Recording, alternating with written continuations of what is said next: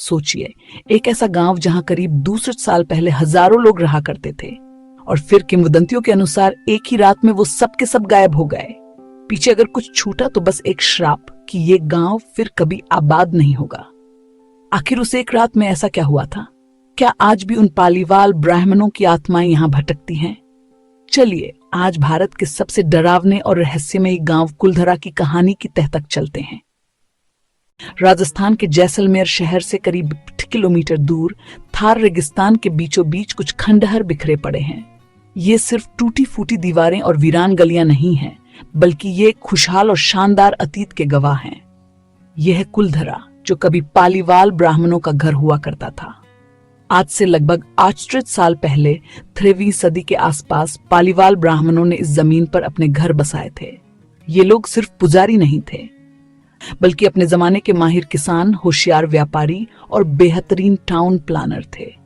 उन्होंने रेगिस्तान के मुश्किल हालात में भी सोना उगाना सीख लिया था। इसका सबसे बड़ा सबूत है उनकी पानी बचाने की तकनीक, जिसे खडीन कहा जाता है। कुलधरा कोई अकेला गांव नहीं था, बल्कि ये एटेस्ट सियर गांवों के एक बड़े समुदाय का सेंटर था। यहाँ के घर बड़े वैज्ञानिक तरीके से बनाए गए थे। सड़कें चौड़ी और सीधी थी, जो एक दूसरे को 90 डिग्री पर काटती थी। आप सोच सकते हैं कि ये जगह कितनी गुलजार रही होगी। बाजारों की चहल पहल, खेतों में फसलें और गलियों में बच्चों की किलकारियां। पालीवाल ब्राह्मण अपनी मेहनत और अकल से एक खुशहाल जिंदगी जी रहे थे और उनकी अमीरी के चर्चे दूर दूर तक थे। लेकिन फिर उनकी इस खुशहाली को किसी की काली नजर लग गई। कहानी में अंधेरा तब छाता है जब जैसलमेर रियासत के दीवान सालम सिंह की बुरी नजर इस गांव पर पड़ती है। सालम सिंह अपनी ज्यादतियों, लालच और अय्याशी के लिए बदनाम था। लोग उसके नाम से भी कांपते थे। एक दिन उसकी नजर कुलधरा गांव के मुखिया की खूबसूरत बेटी पर पड़ी और वो उसे किसी भी कीमत पर हासिल करना चाहता था। सालम सिंह ने मुखिया को पैगाम भेजा कि अगली पूर्णिमा तक बेटी को उसके हवाले कर दो, वरना वो गांव पर हमला करके उसे बर्बाद कर देगा। ये बात छींटसस गांवों में आग की तरह फैल गई। अपनी इज्जत को जान से ज्यादा मानने वाले पालीवालों के लिए ये बर्दाश्त से बाहर था। उसी रात एटिसर गांवों के मुखियों की एक पंचायत बैठी। सवाल सिर्फ एक लड़की की इज्जत का नहीं था, बल्कि पूरे समाज के मान सम्मान का था। उनके पास दो ही रास्ते थे, या तो जालिम दीवान के आगे झुक जाएं या फिर अपनी सदियों पुरानी जमीन को हमेशा के लिए छोड़ दें। उन्होंने दूसरा रास्ता चुना। उन्होंने तय किया कि वो सब एक साथ एक ही रात में ये धरती हमेशा के लिए छोड़ देंगे। रक्षाबंधन की उस अंधेरी रात में 35 से ज्यादा परिवारों ने अपना सब कुछ पीछे छोड़कर पलायन कर दिया।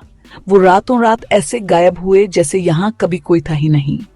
अगली सुबह जब सालम सिंह के सिपाही गांव पहुंचे तो उन्हें वहां बस खंडहर और एक डरावनी खामोशी मिली। लेकिन पालीवाल ब्राह्मण सिर्फ गांव छोड़कर नहीं गए थे। कहा जाता है कि जाते जाते वो इस धरती को एक भयानक श्राप दे गए। उन्होंने श्राप दिया कि आज के बाद इन घरों में फिर कोई नहीं बस पाएगा। जो भी यहाँ रहने की कोशिश करेगा वो बर्बाद हो जाएगा।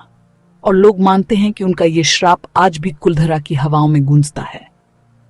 इस घटना के बाद कई लोगों ने यहाँ बसने की हिम्मत की, पर वो कामयाब नहीं हुए। उनके साथ अजीब और अनहोनी घटनाएं होने लगीं। हैरानी की बात है कि आसपास के कई गांव तो वक्त के साथ फिर आबाद हो गए, लेकिन कुलधरा आज भी वीरान है, ठीक वैसा ही जैसा पालीवाल उसे छोड़ गए थे। ये श्राप आज भी इस गांव की वीरानी की सबसे बड़ी वजह माना जाता है। आज कुलधरा भारतीय पुरातत्व सर्वेक्षण की देख रेख में एक टूरिस्ट स्पॉट है।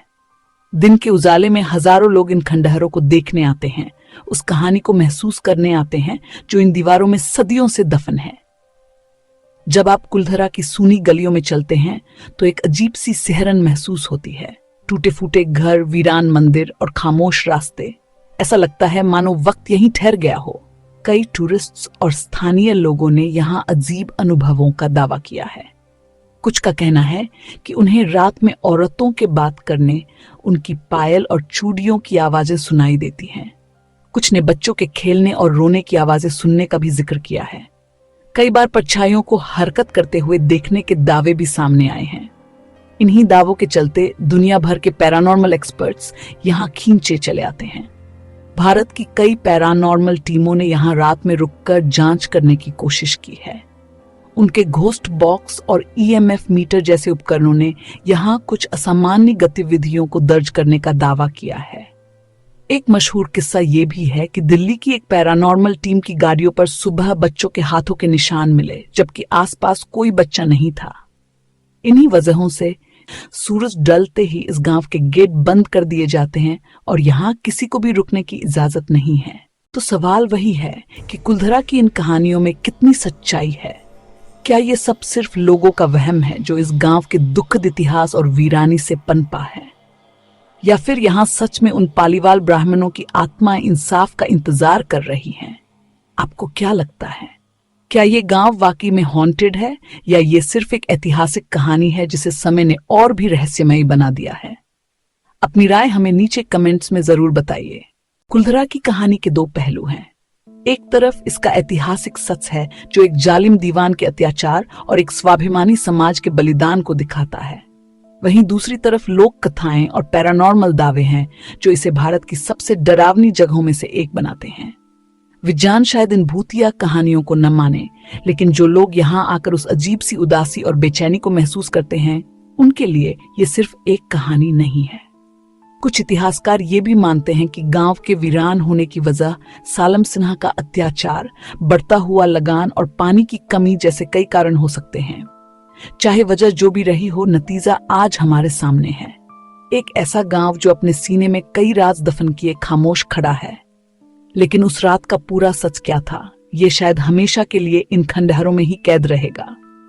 अगर आपको ये वीडियो पसंद आया हो तो इसे लाइक करें, अपने दोस्तों के साथ शेयर करें और ऐसी ही रहस्यमयी कहानियों के लिए हमारे चैनल को सब्सक्राइब करना ना भूलें।